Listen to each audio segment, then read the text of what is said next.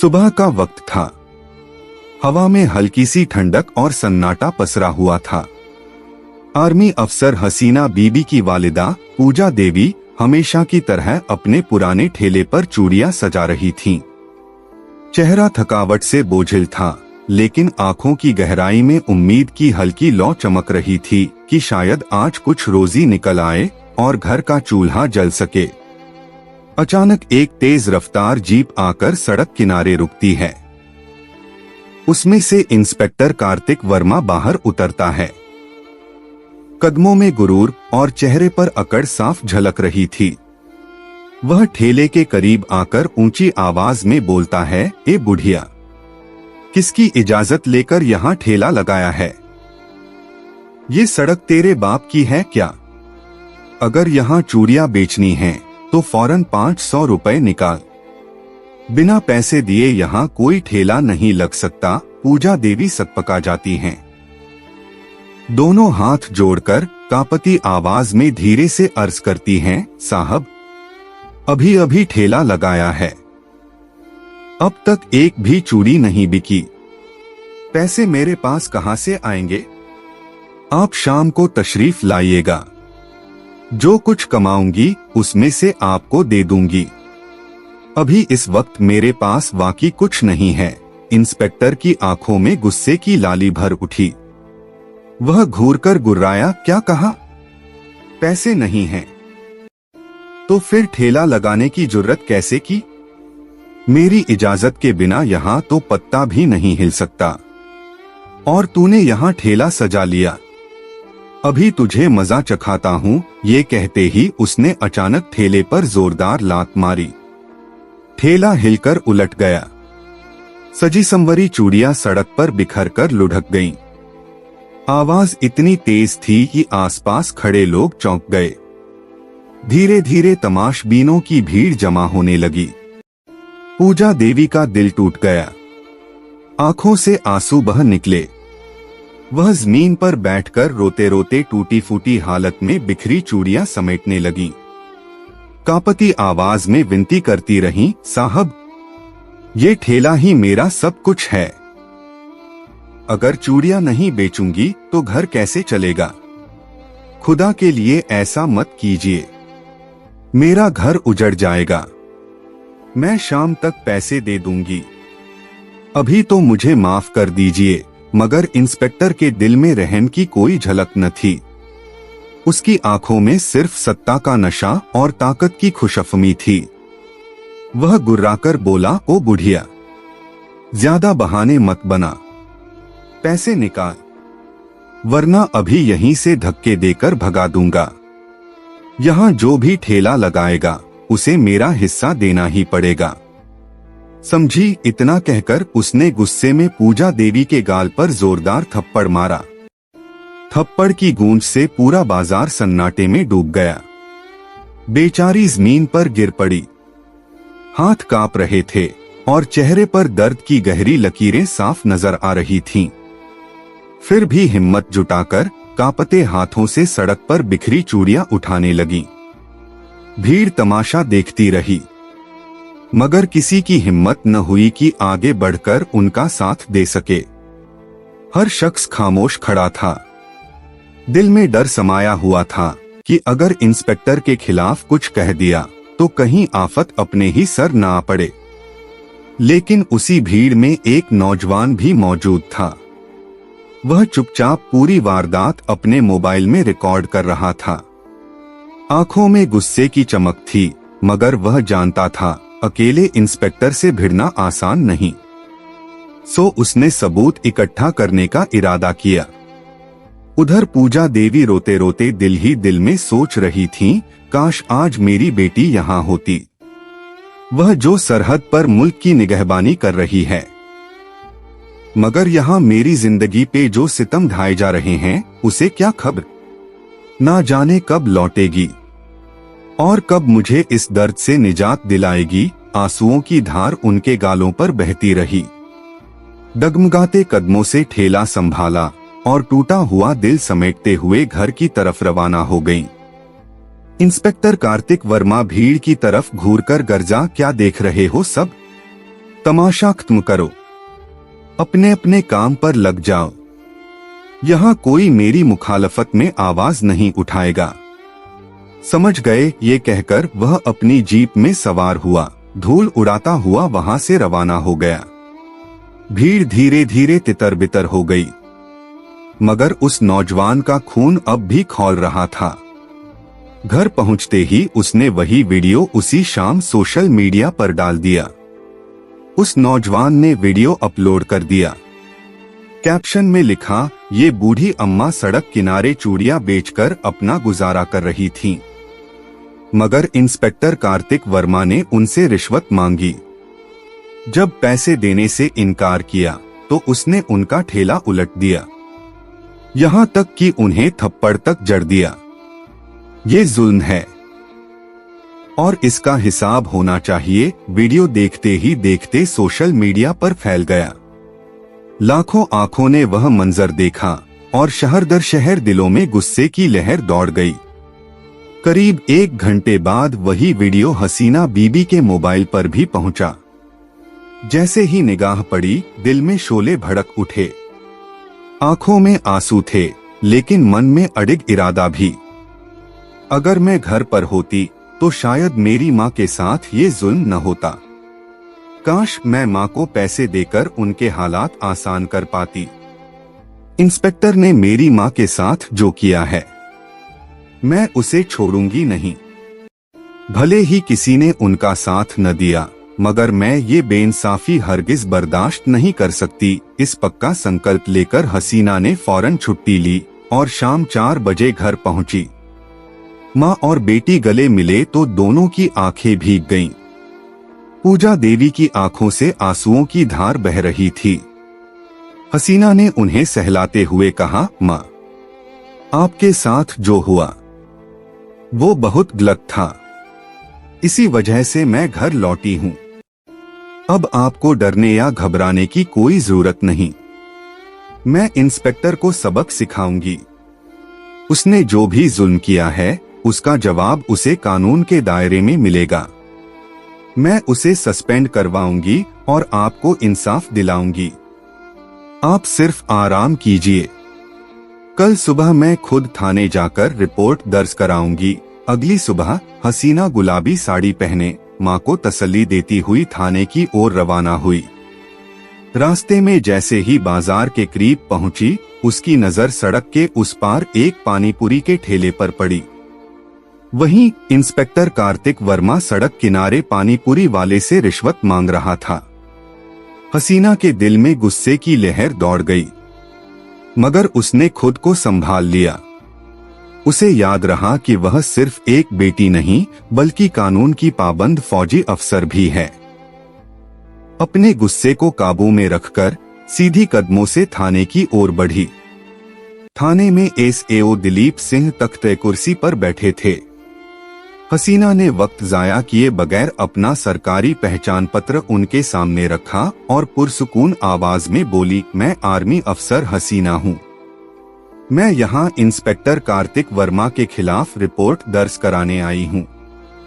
कल सुबह मेरी माँ के साथ उसने सरेआम बर्बरता की, रिश्वत मांगी, ठेला गिरा दिया, थप्पड़ मारा और उन्हें सबके सामने रुस्वा किया। ये सब कानून के खिलाफ है। मैं चाहती हूं कि आप फौरन कार्रवाई करें। दिलीप सिंह ने थोड़ी देर ठहरकर कहा, आप जो बयान कर रही हैं वह सही है या गलत, ये साबित करने के लिए हमें सबूत और गवाह की जरूरत होगी। बिना सबूत रिपोर्ट दर्ज करना मुश्किल है। हसीना ने फौरन मोबाइल निकाला और वही वीडियो उनके सामने चला दिया। वीडियो देखते ही दिलीप सिंह के चेहरे का रंग बदल गया। वह समझ गए कि इंस्पेक्टर ने वाकई गुनाह किया है। उनके दिल में ख्याल उठा, अगर मैं कार्रवाई न करूं तो सच्चाई दब जाएगी और इंसाफ का नाम मिट जाएगा। उन्होंने नरमी से कहा, आप निश्चिंत रहिए, हम इंस्पेक्टर कार्तिक वर्मा के खिलाफ कार्रवाई शुरू करेंगे। लेकिन याद रहे, इस मामले को मजबूत रखने के लिए गवाह और सबूत दोनों जरूरी हैं। अगर गवाह सामने न आए तो तहरीर कमजोर पड़ सकती है। और मामला दब भी सकता है, न्याय आसानी से हासिल नहीं होगा। इसलिए जरूरी है कि सबूत और गवाह सामने आएं। हसीना जब घर लौटी तो दिमाग में सवालों और उलझनों का तूफान था। वह अच्छी तरह जानती थी कि सिर्फ एक वायरल वीडियो कानून की नजर में काफी नहीं। मुकम्मल इंसाफ के लिए ठोस सबूत और जिंदा गवाह दोनों लाजिमी हैं। कुछ देर गहरी सोच में डूबी रहने के बाद उसने अपना पुराना लैपटॉप खोला। इंटरनेट पर उस सोशल मीडिया आईडी की तलाश शुरू की जिससे पहली बार वीडियो अपलोड किया गया था। कुछ मेहनत के बाद वह आईडी और उसके मालिक तक पहुंच गई। हसीना सीधे उस नौजवान के घर पहुंची। दरवाजा खुला तो सामने वही लड़का खड़ा था। उसने हसीना को देखते ही कहा, दीदी, ये वीडियो मैंने ही अपलोड किया था। कल जो मंजर देखा उसे देखकर मेरा खून खौल उठा। बहुत बुरा लगा। सोचा सच्चाई सबके सामने आनी चाहिए। मेरा मकसद किसी को रुस्वा करना नहीं था, बस सच दिखाना था। हसीना ने उसकी बात बीच ही में रोक दी। आवाज में जज्बात घुल गए। तुमने बिल्कुल सही किया। अगर ये वीडियो सामने ना आता तो मुझे शायद कुछ पता भी न चलता। लेकिन अब मुझे तुम्हारी मदद और भी ज्यादा चाहिए। क्या तुम मेरे लिए गवाह बनोगे? और वो असली रिकॉर्डिंग मुझे दे दो। मुझे ये सबूत चाहिए ताकि उस इंस्पेक्टर को उसके गुनाह की सजा मिल सके। लड़का बिना झिझके राजी हो गया। गंभीर लहजे में बोला, ठीक है दीदी, मैं तैयार हूँ। बताइए मुझे क्या करना होगा। हसीना ने उसे साथ लिया और दोनों बाजार की तरफ निकल पड़े। बाजार पहुंचे तो सामने ही इंस्पेक्टर कार्तिक वर्मा इस बार एक माला बेचने वाले दुकानदार से खुल्लम खुल्ला रिश्वत मांग रहा था। हसीना ने नौजवान की ओर देखा और धीमे स्वर में बोली, यही सही वक्त है। हमें फिर से सबूत इकट्ठा करने होंगे। लड़के ने सर हिलाया और चुपके से अपने मोबाइल में इंस्पेक्टर की हरकत रिकॉर्ड करने लगा। दोनों कुछ देर तक वही खड़े रहे, हर लम्हा, हर जुर्म अपने मोबाइल में कैद करते हुए। कार्तिक वर्मा को खबर तक न थी कि उसके खिलाफ एक एक सबूत जमा हो रहा है। वह अपनी अकड़ और गुरूर में इतना डूबा था कि उसे अंदाजा तक न हुआ यही उसकी सबसे बड़ी भूल साबित होने वाली है। रिकॉर्डिंग मुकम्मल होते ही हसीना और नौजवान खामोशी से वहां से निकल पड़े। अब उनके पास दो ठोस सबूत थे। पहला, वो वायरल हुई रिकॉर्डिंग, और दूसरा, ताजा वीडियो।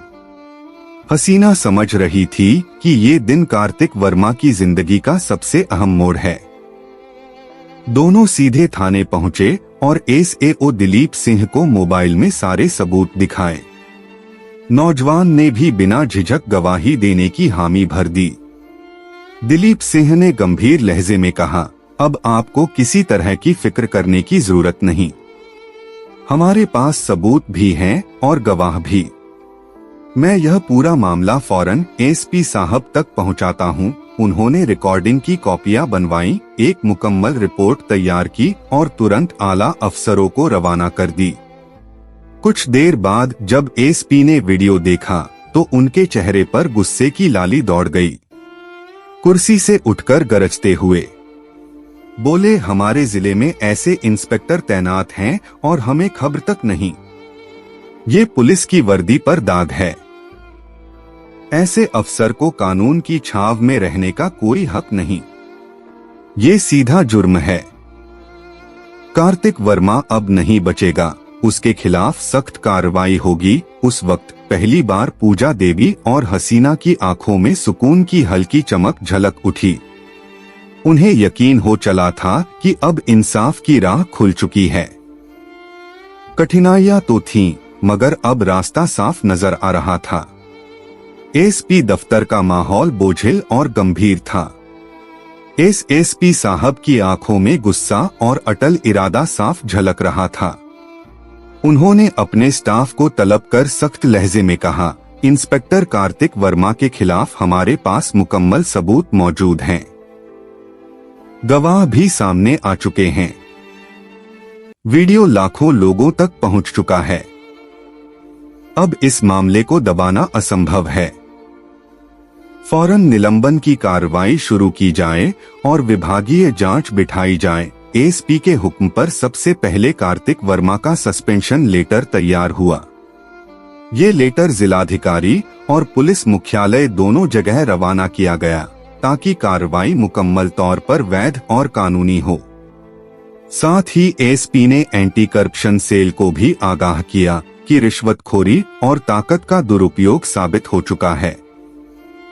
अगले ही दिन थाने में पूरी पुलिस टीम की मौजूदगी में औपचारिक हुक्मनामे की तिलावत हुई। इंस्पेक्टर कार्तिक वर्मा, आपको रिश्वत मांगने, ताकत का नाजायज इस्तेमाल करने, शहरियों से दुर्व्यवहार करने और कानून की खिलाफ वर्जी करने के इल्जामात में फौरन असर से निलंबित किया जाता है। कुछ ही लम्हों में हसीना की बात पूरे थाने और फिर शहर की गलियों में गूंज उठी। FIR दर्ज होते ही माहौल बदल चुका था। धारा 7 और 13 भ्रष्टाचार निवारण अधिनियम 1988 और भारतीय दंड संहिता की धाराएं 323 मारपीट, 504 गाली गलौच, 506 धमकी और 166 लोक सेवक द्वारा कानून का उल्लंघन सब एक एक कर पढ़कर सुनाई गईं। पुलिसकर्मी हैरान थे। पहली बार उन्होंने देखा कि कोई बड़ा अफसर भी उसी कानून की गिरफ्त में है जिसका इस्तेमाल वह गरीबों पर करता था। खबर आग की तरह फैल गई। सोशल मीडिया पर लिखा जाने लगा, आखिरकार इंसाफ मिल रहा है। गरीब की आवाज सुनी गई। उस शाम जब औपचारिक गिरफ्तारी हुई तो कार्तिक वर्मा के चेहरे से सारी रौब और अकड़ गायब थी। हथकड़ी लगते ही उसके होंठ कांप उठे। साहब, गलती हो गई, मुझे छोड़ दीजिए। लेकिन एसपी ने सख्त आवाज में डांट दिया, तुझे वर्दी दी गई थी जनता की हिफाजत के लिए, लेकिन तूने उसी का इस्तेमाल गरीबों को कुचलने और रिश्वत लेने के लिए किया। कानून से बड़ा कोई नहीं। अब तेरी तकदीर अदालत लिखेगी। गिरफ्तारी की खबर बाजार पहुंची तो वही लोग जो कल तक खामोश तमाशाई बने थे आज नारे लगाने लगे, इंसाफ हुआ है। अब गरीबों की आवाज दबाई नहीं जा सकेगी। पूजा देवी की आंखों से आंसू ढलके, मगर इस बार दर्द के नहीं बल्कि सुकून और फतह के आंसू थे। उन्होंने अपनी बेटी का हाथ थामकर कहा, बेटी, तूने मेरी इज्जत लौटा दी। आज मैं फख्र से कह सकती हूँ कि मेरी बेटी सिर्फ मुल्क की हिफाजत ही नहीं करती बल्कि अपनी माँ और पूरे समाज की ढाल बनकर खड़ी रहती है। हसीना मुस्कुराई और बोली, माँ, ये सिर्फ आपकी जीत नहीं, ये हर उस गरीब की जीत है जो अन्याय सहकर भी खामोश रह जाता है। इंसाफ ने जीत हासिल की और जुल्म हार गया। दिनों की कशमकश और बरसों की चुप्पी अब टूट चुकी थी। अदालत का फैसला साफ था, लोक सेवक अगर कानून की अवहेलना करता है तो वह जनता का मुस्तहकम हिफाजतगार नहीं बल्कि मुल्क का गुनहगार कहलाता है। इंस्पेक्टर कार्तिक वर्मा को 5 साल की कैद, भारी जुर्माना और नौकरी से स्थायी बर्खास्तगी की सजा दी गई। यह ऐलान होते ही शहर की गलियों में सरगोशियां गूंज उठीं। अन्याय करने वाला अब जेल में है। अब गरीब की चीख अनसुनी नहीं होगी। बाजार के वही लोग जो कल तक डर के मारे खामोश खड़े तमाशा देखते थे आज पूजा देवी के दरवाजे पर आकर सिर झुकाने लगे। अम्मा, माफ कर दो, हम डर की वजह से चुप थे, लेकिन अब आपने और आपकी बेटी ने हमें हिम्मत दी है। आपने सिखाया है कि सच और सबूत के साथ खड़े हो जाए तो इंसाफ जरूर मिलता है। पूजा देवी की आंखें चमक उठीं। उन्होंने मुस्कुराते हुए कहा, यही मेरी सबसे बड़ी जीत है कि अब कोई गरीब अकेला महसूस नहीं करेगा। हसीना ने भीड़ की ओर देखा। उसकी आवाज मजबूत और भरोसे से भरी थी। याद रखो, कानून का सम्मान करो और भ्रष्टाचार के खिलाफ हमेशा आवाज उठाओ। अगर हम सब मिलकर खड़े हो गए तो कोई भी ताकत हमारी कौम पर हावी नहीं हो पाएगी। भीड़ की गूंज में उस रोज सिर्फ एक ही नारा सुनाई दे रहा था, इंसाफ की जीत, जुल्म की हार। और यूं इंसाफ की जीत ने यह कहानी एक मिसाल बना दी। सभी ने देख लिया कि जब सच, सबूत और हिम्मत एक साथ हो जाए तो सबसे ताकतवर भी कानून से नहीं बच सकता। दोस्तों, अगर आपको यह कहानी पसंद आई हो तो इसे लाइक करना बिल्कुल न भूलें। इसे अपने दोस्तों और अपनों तक शेयर करें ताकि हक और इंसाफ की यह आवाज और दूर तक पहुंचे। और हाँ, हमारे चैनल मशकूर वॉइस को सब्सक्राइब जरूर करें, क्योंकि यहाँ आपको मिलेंगी हमेशा ऐसी ही रोमांचक, सच्चाई से जुड़ी और ज्ञानवर्धक कहानियाँ।